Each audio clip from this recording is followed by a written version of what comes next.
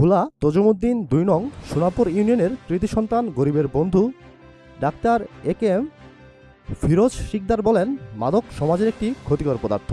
মাদককে সবাই মিলে বয়কট করার চেষ্টা করুন। মাদক যারা মাঠে ছড়ায় তাদেরকে কঠিন হাতে দমন করুন এবং পুলিশের হাতে তুলে দিন। তিনি গতকালকে যে দুর্গম এলাকা, কোথায় চর, সেই চরে গিয়ে পায়ে হেঁটে অনেক কষ্ট করে তিনি পায়েও হালকা আঘাত পেয়েছেন।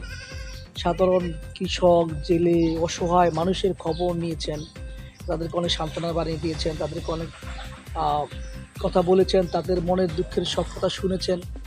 আমি সোনাপুরের ছেলে হিসাবে বলব, প্রিয় সোনাপুরবাসী, আমরা ঐক্যবদ্ধভাবে মাদক, দুর্নীতি এবং যে চর চরাঞ্চলগুলো যদি কোনো দুর্ঘটনা ঘটে, তারা চরে বিভিন্ন অকারেন্স করেন, জায়গা দখল, ঘাট দখল, ঘাস দখল, সাধারণ মানুষের উপর অত্যাচার, নির্যাতন, জুলুম, যাতে এগুলো করতে না পারে সবাই ঐক্যবদ্ধভাবে থাকবেন। আমি অলরেডি একটি কথাই বলি, আমি গরিব অসহায় মানুষের পক্ষে থাকার চেষ্টা করি। এটা আমার একটা চরিত্র, বৈশিষ্ট্য, আদর্শ। ছোটোবেলা থেকে আপনারা দেখেছেন আমাকে, এই যার জন্যই আমাকে তজুমুদ্দিনের মানুষ গরিবের বন্ধু বলে উপহার দিয়েছে। আমি সর্বশেষ বিদায় নিব। বিদায় নেওয়ার আগেই একটি কথা বলে যাব, এদেশ আমার, আপনার, আমাদের সকলের। এই সোনাপুর ইউনিয়নে আমরা বসবাস করি, রাত্রে ঘুমাই, সকালে উঠি, আমরা একে অন্যকে দেখি।